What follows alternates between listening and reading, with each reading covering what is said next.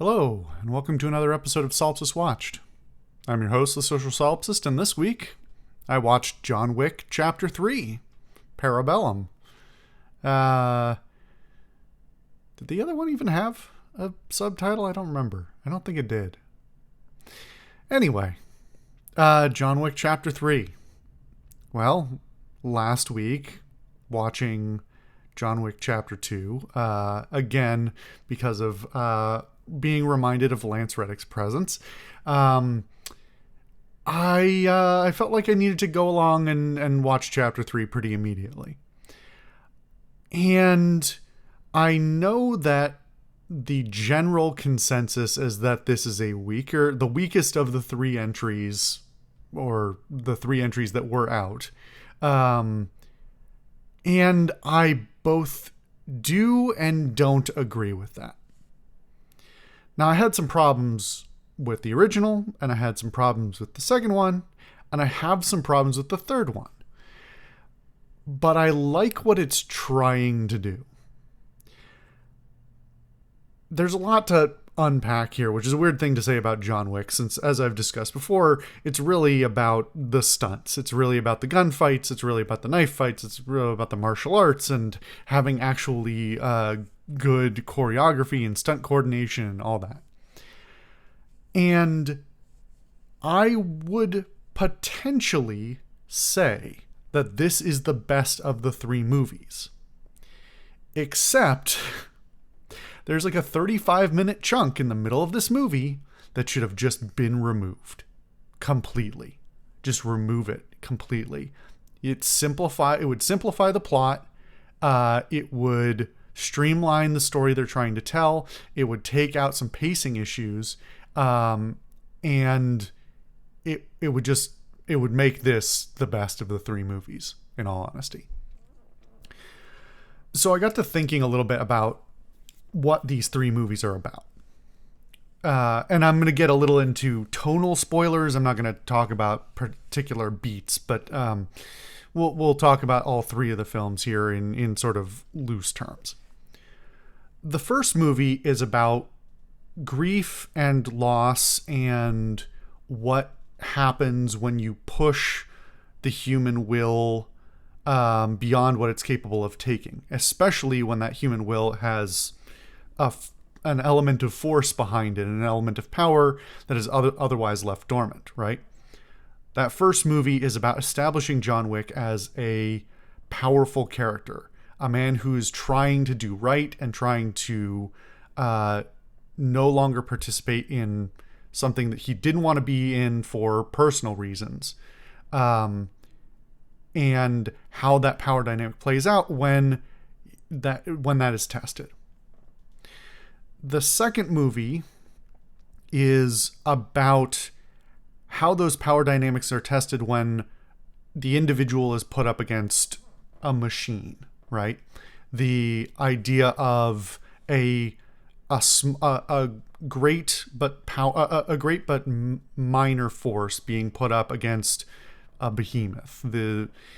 The conflict between John and the power structures of the overall world, the criminal world that he was in and is in, and the clash between his personal belief in his personal belief and the world's belief in what he is capable of, willing to do, and the amount of force he can exert versus the structures that threaten to silence him, to take him from his place of power and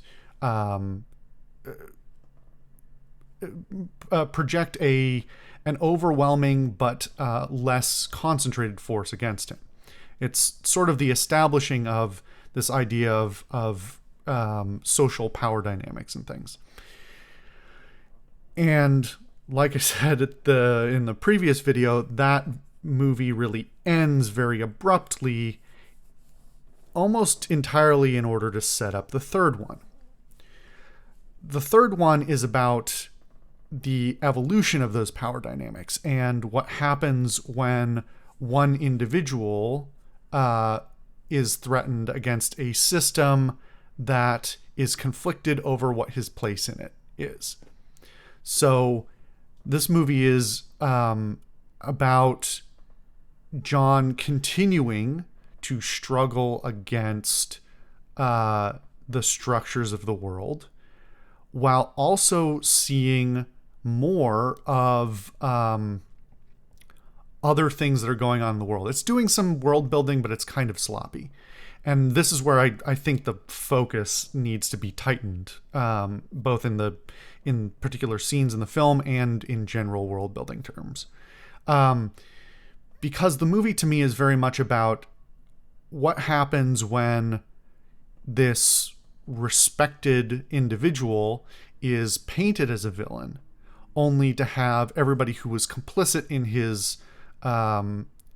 his being painted as that villain, realizing that perhaps his being a villain is either not true or not as true as they believed, or a re-recognition of the power dynamics and how they can exert not on one person but on groups, on entire cities, so on and so forth.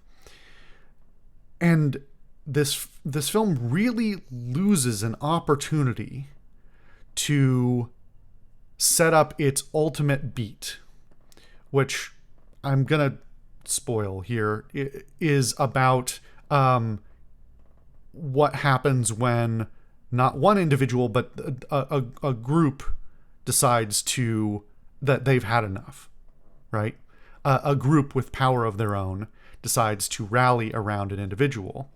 This is very much in the vein of the hero's journey and all that. But because structurally this movie has established, or the previous movie rather, established more about the world and the power dynamics that John is already subject to, it could have done more to set up the fourth film. Now, the fourth film is presumably going to be climactic. I have not yet seen it.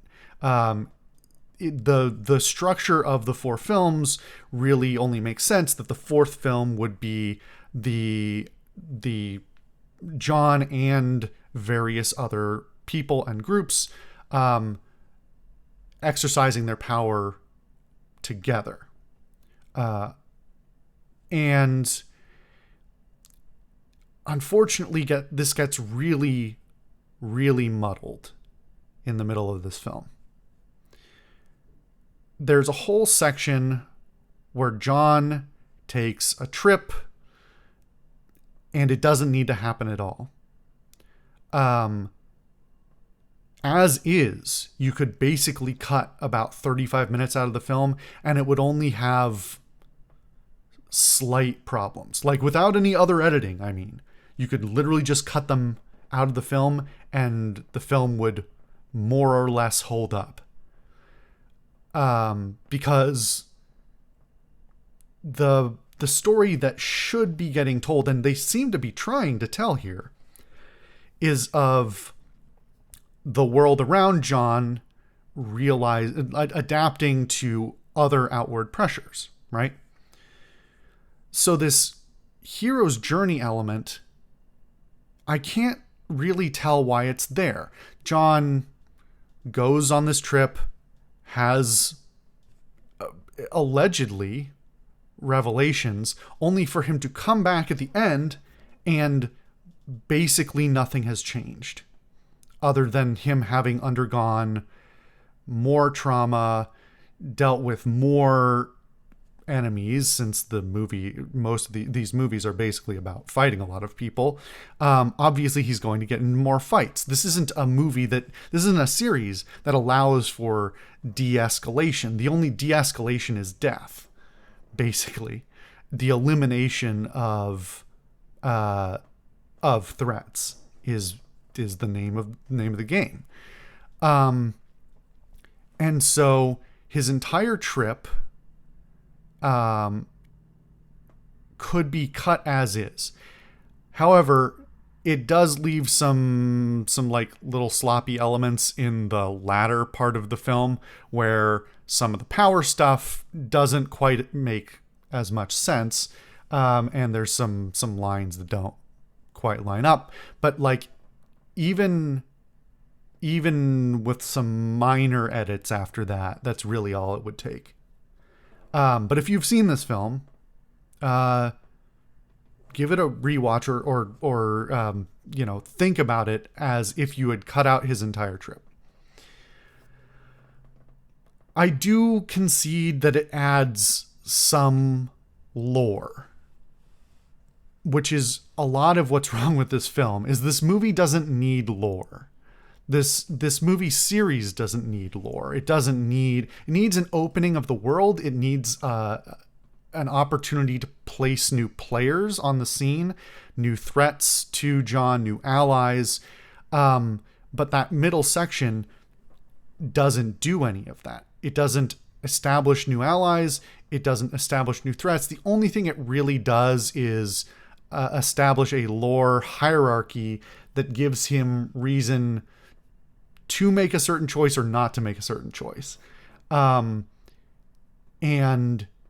it ultimately doesn't matter, except for to set up elements of later films. So that's really disappointing because I think there are other elements of this that are some of the best in the entire series. I think some of the fights in this film are the best they've ever been. There are some like locations and settings as well that are some of the best they've ever been. And I am seeing a progression of improvement in the cinematography as well.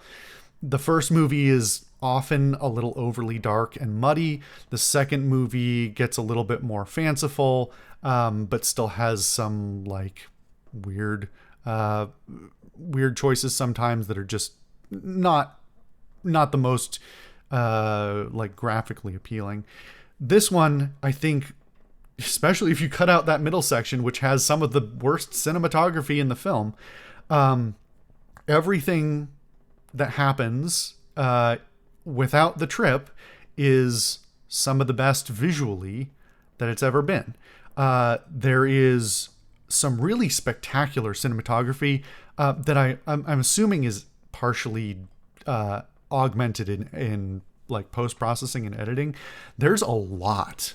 Like it didn't hit me until I was well into a later scene that I was like, holy shit, how are they pulling that off? And then realizing this was the case earlier in the film as well. But there's a ton of either camera work or editing or both where mirrors and reflective surfaces are very heavily in play. And there's a couple of shots that I genuinely don't know how they did. And then there's others that I think were probably edited after, but still like the amount of effort being put in to not catch the camera or the lights or anything else weird in reflections. I don't know if it's flawless, but it's like, if there was any production stuff caught in mirrors or reflective surfaces, I didn't notice it. And it's incredibly impressive. It also makes for particularly trippy visuals, like light dispersion, both in mirrors and glass. There's a lot of mirrors and glass in this film. And between lighting effects that can be used, reflections, and like it's interesting both from a cinematic perspective and a production perspective, but also from an environmental perspective of how does this work into the fights that are happening in these spaces. This does get into a minor gripe that I have with the direction the series is taking overall, which is it's getting a little bit more absurd. Where the first movie is very grounded in what seems like practical fights and very efficient, like grounded fighting mechanics and like elimination of threats to John. The second one does it a bit more, and then this one really gets into just spectacle fights, where it's like any one of these people could have ended this fight 5 minutes ago, and it's getting a little silly, but I'm not mad because it's so well produced. But it is, if you think about the series as a whole, a little bit funny or a little bit weird because of where the movie where the first movie landed. That it's gotten to these spectacle fights. But I'm not going to complain. It's just a different tone. I do think they need to recognize what that does to the overall tone of the movie. That if you are going for a more like Hong Kong action style of cinematography and of choreography and staging, where it's about the performance of the violence rather than the sort of tightness and efficiency of it, that it does change how you read the rest of the film as well. If the rest of the film doesn't also acknowledge some amount of like cheesiness or over the topness, I think that has the potential to be a tonal problem. But I don't think this movie has that problem. I think it's a little. I think all of my discomfort with it was purely in thinking about the other films that preceded, and I think the overall tone of this movie is totally fine in and of itself, as long as you ignore that middle chunk of the film, which again is like bordering on like a campy 60s fantasy or like it's just a weird tonal thing that it doesn't need to be there at all. I don't understand. Anyway, the choreography is top notch. There's actually I'm going to talk about the actors in general, but I do want to say in particular some of the best fights. Some of the fights are just really fantastic. Even the ones like especially the ones that are like long and drawn out. There is one fight in particular that I really especially enjoyed, if only particularly because of the actors that they had in it. There's a couple of actors who are from The Raid and The Raid 2, which are, I believe, well, I actually don't know if they're Indonesian by production, but they're Indonesian films. They're fantastic. If you haven't seen The Raid and Raid 2, worth watching. More the first one than the second one. I digress. And they got a couple of those guys who played major roles in one or both of those films, and seeing a mix-up in like gun and knife and martial arts styles is great in general throughout this film. There's more variety than ever in the fighting styles, but I just have a particular love of that, and seeing that reference and callback to a relatively unknown film, I just really enjoyed. Plus, I love seeing those guys get work, because I don't think they've had really extensive film or stunt careers. I also want to shout out Lance Reddick. Rest in peace. He has a really awesome elevation in his role in this film.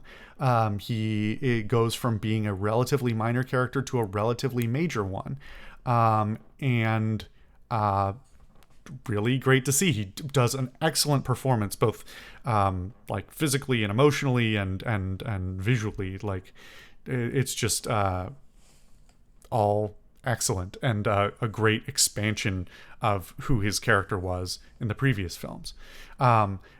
Also, Mark Dacascos is a major actor in this, and like Mark Dacascos, I think I've talked about him on this before. Weird actor who's known for like a weird variety of roles, including like Iron Chef, but he's also an accomplished martial artist.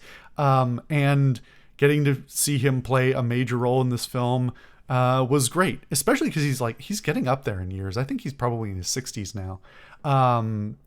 maybe not quite that old. I don't know. But like, just great to see him. Not somebody I see all that often.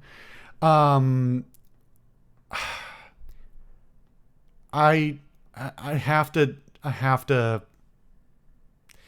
There's a character that shows up in the middle section that I want excised from the film, and it's gonna be a minor spoiler here because I'm gonna reveal who it is. Halle Berry is not good. I'm sorry. I don't particularly like Halle Berry as an actress in the first place.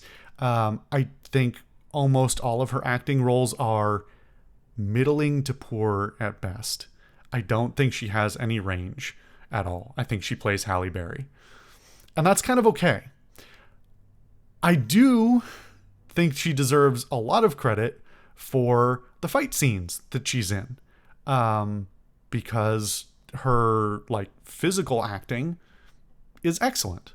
It's unfortunately, while she's playing a character that I don't care about and has no real place in the movie, and no real establishment or character arc at all, other than to exist for 20 or 30 minutes, and she's not acting very well in the establishing sections. And the fight scenes that she's in are the ugliest ones in the film, because they were, I don't know why they're the ugliest ones in the film. That middle chunk is just visually a lot less appealing. It's very dirty and dark and grimy and like not nearly as interesting as almost everything else that goes on in the film. So like, credit to her for doing the physical work. She's clearly doing quite a substantial amount of her own stunts, I think, and is great doing it. But pretty much everything else, I don't think I would have cast her. I don't think she does a great acting job. It's unfortunate. But like, trying to divorce her bad performance from the rest of what's bad about that section of the film is questionable in the first place. All the other actors I think are really great. The adjudicator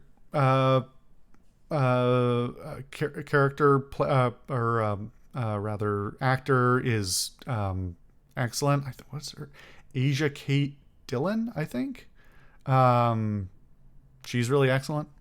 Yeah, like overall casting really, really solid and some really, really solid scenes. You know, I'm tempted to talk about some other elements of the plot itself, but I don't think I need to. I think I covered most of it in the first section of the film, talking about the structural issues and that sort of thing. If you really liked John Wick 1, and if you had limited problems with John Wick 2, then I think by all means that you should see John Wick 3. I am really curious what anybody who has watched or will watch this thinks of what I said about, potentially excising chunks of the film. But I don't know. I'm still really mixed on this one. I can't even decide if I think it's lowest in the ranking because of that issue. It's pretty good. And I'm sure I'll be seeing John Wick 4, not soon probably. I don't think I'm going to be going to the theater to see it before it's out, or before it's out of theaters, but maybe I will. I don't know. And I'll probably end up doing that one too. Anyway, thank you guys for watching another episode of Solipsist Watched. I've been your host, the Social Solipsist, and I'll see you guys next time.